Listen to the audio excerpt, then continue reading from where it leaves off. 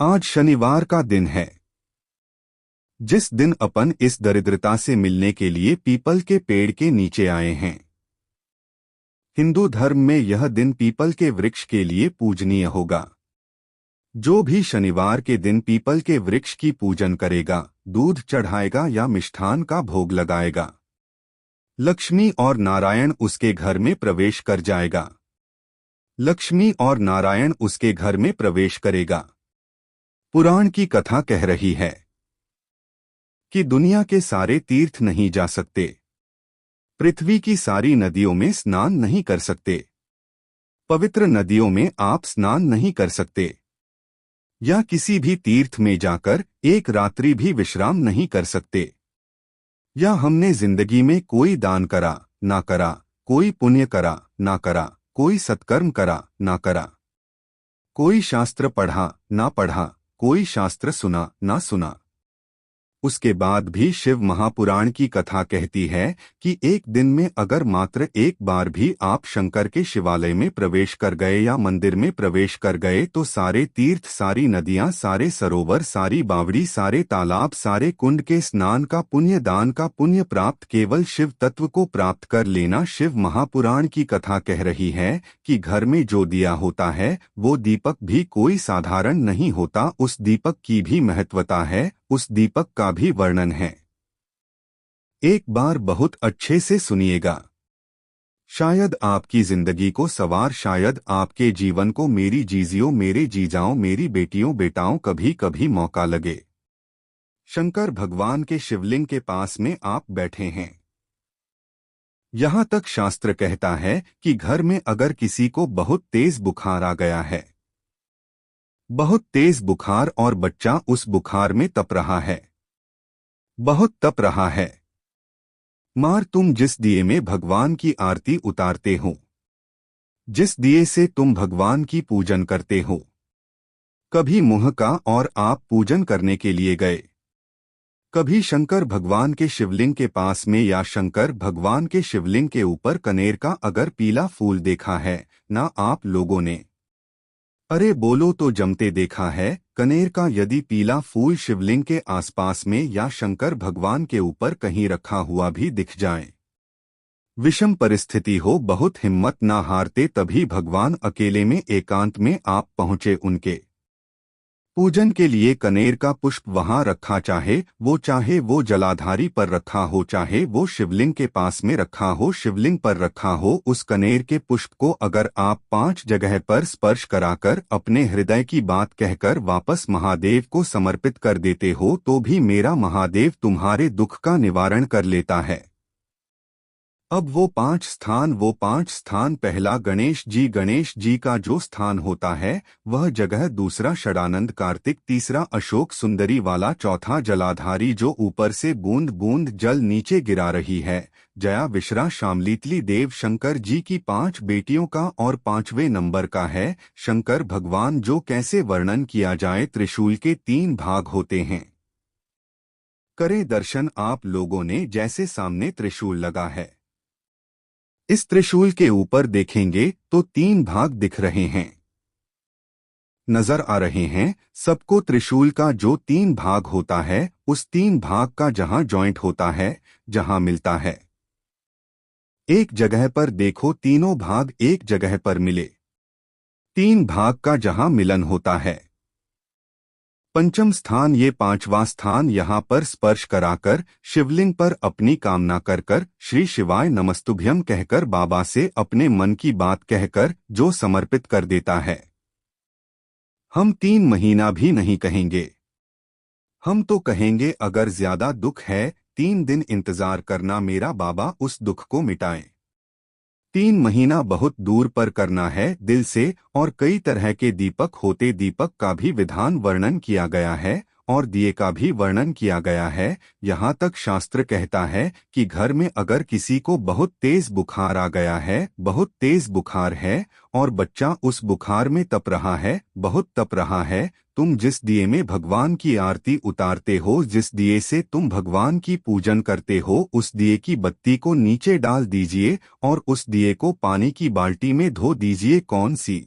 बाल्टी में जिस बाल्टी के पानी से आप बच्चे को स्नान करा केवल भगवान पर ले जाकर पास में से ले जाकर उस बाल्टी में थोड़ी देर डाल दो और उस बाल्टी के पानी से उस बच्चे को स्नान करा दीजिए। 15 से 20 मिनट आधा घंटा लगेगा। बच्चे का बड़ी बेचैन दिख रही हो तुम, क्या बात है?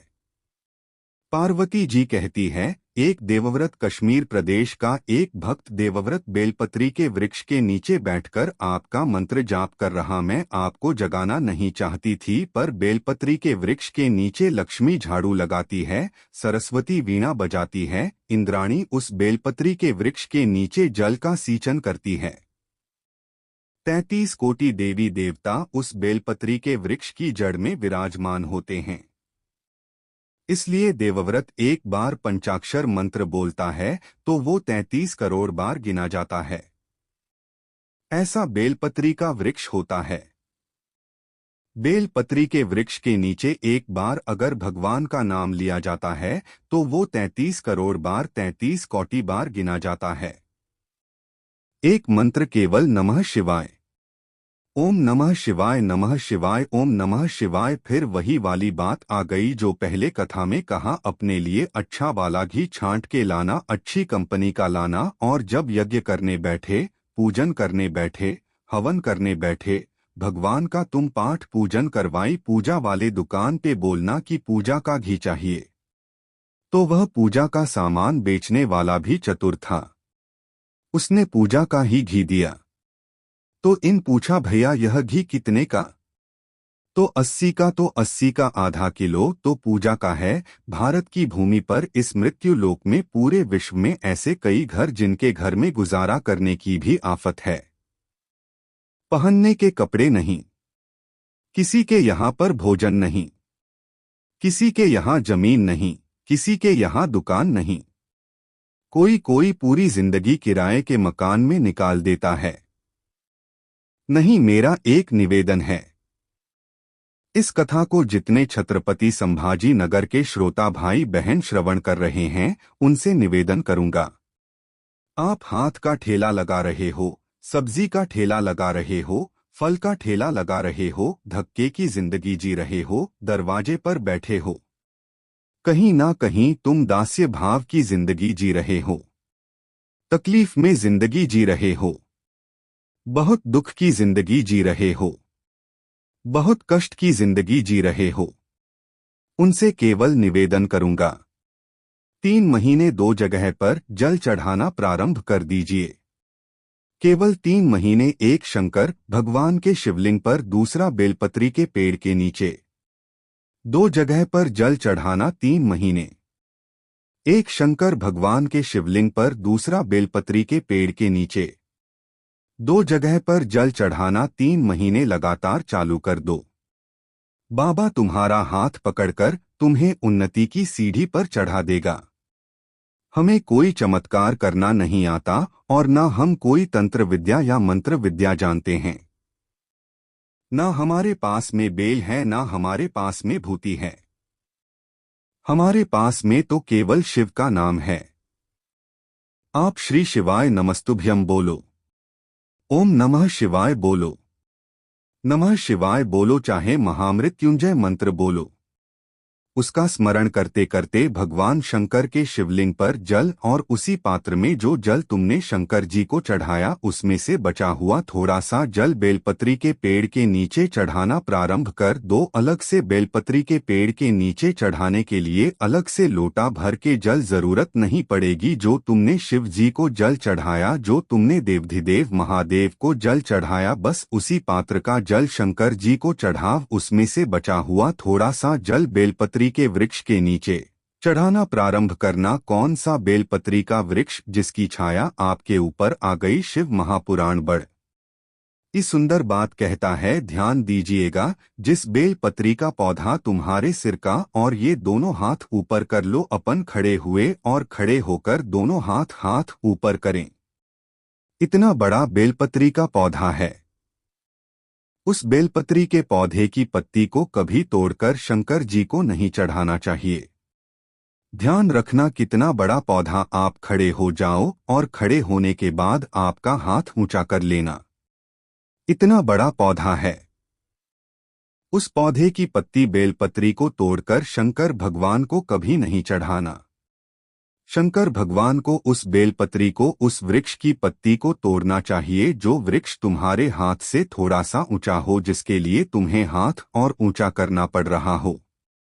जैसे एक बच्चा अपनी माँ की गोद में बैठने के लिए दोनों हाथों से उचकता है, आवाज लगाता है, उचकता है, आवाज लगाता है, हाथ ऊपर करता है, तो माँ उस बच्चे को गोदी में ले लेती है। उसी तरह उस बेलपत्री के वृक्ष की पत्ती तोड़ना चाहिए जिसने थोड़ी उन्नति कर ली हो, जो थोड़ा ऊंचा हो गया हो। तुम उसको पाने का प्रयास करो तो भगवान भी तुम्हें अपनी गोदी में ले ले। ऐसे वृक्ष की तुम छोटा सा पौधा, बिल्कुल जरा सा पौधा, उसी की पत्ती तोड़कर महादेव को चढ़ाओ।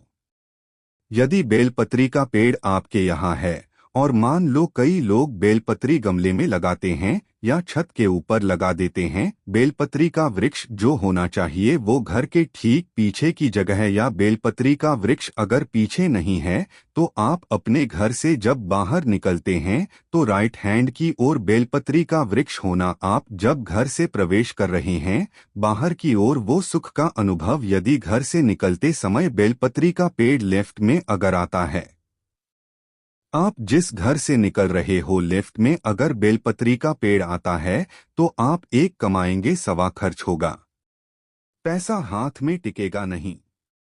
घर में 10 लोग भी कमा रहे हैं तो पैसा घर में टिकेगा नहीं। आएगा जरूर, सारे काम होंगे पर टिकेगा नहीं। यदि लेफ्ट राइट भाग बेल पत्र का भ्रम घर में लगाओ तो घर के पीछे के हिस्से में लगाओ, और ऐसी जगह नहीं लगाना कि जहां पर बेल पत्र में गंदा पानी जाए या कोई गंदी वस्तु। 33 करोड़ देवी देवता बेल पत्री के पेड़ के नीचे सोमवार के दिन, कोई रविवार के दिन, कोई मंगलवार, कोई बुधवार, कोई गुरुवार, कोई शुक्रवार, कोई शनिवार के दिन बेल पत्री के नीचे आकर 33 करोड़ देवी देवताओं तप करते साधन कर। एक झोपड़ी ऐसी होती है, शंकर पर अगर चढ़ी हुई है तो वापस उतार कर धोकर फिर शिव को चढ़ा। किसी व्यक्ति से कोई काम करवाना है, वो काम नहीं कर रहा, कोई फाइल आगे नहीं बढ़ रही है, कोई कार्य अटक रहा है, या फिर कहीं रुपया पैसा अटक गया हो, नहीं निकल रहा हो, तो एक जल के पात्र में जल भरकर 5 बेलपत्री शिवजी को समर्पित कर कर कुंदकेश्वर महादेव का नाम लेकर एक सफेद पुष्प बेलपत्री के ऊपर जो शिवजी को चढ़ाई है उस पर समर्पित कर कर जल जो लेकर गए हो, अपनी उस कामना को कर कर कि मेरा यह कार्य अटक रहा है, ये कार्य नहीं हो रहा, कुंदकेश्वर महादेव का नाम लेकर धीरे धीरे जल की धार चढ़ाइए। और एक बात हमेशा याद रखना, फिर निवेदन कर रहे हैं, अच्छे से समझ लेना। शंकर जी पर जब जल चढ़ता है, शिव जी का जब अभिषेक होता है, शंकर जी पर जब जल चढ़ाया जाता है, दूध चढ़ाओ, जल चढ़ाओ, कुछ भी चढ़ाओ, पर एक बात का स्मरण अपने जीवन में होना कि इतने ऊपर से मत चढ़ाना कि जल चढ़े और छींटे आपके ऊपर आए। बहुत ध्यान दीजिएगा। हाँ, तो यहाँ तक वर्णन करा गया है कि शंकर जी का जल चढ़ा हुआ जहाँ से बहकर जाता है ना उसको लांगा तक नहीं जाता।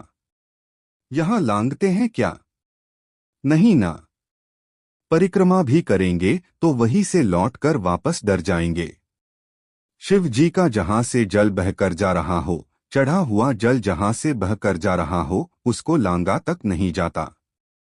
और कई लोग बड़े बड़े आनंद में शंकर जी पे इतनी ऊपर से जल चढ़ाएंगे तो वो छींटे पूरे अपने ऊपर आना चाहिए, शरीर पर आना चाहिए। नहीं नहीं, उसका दोष है महाराज।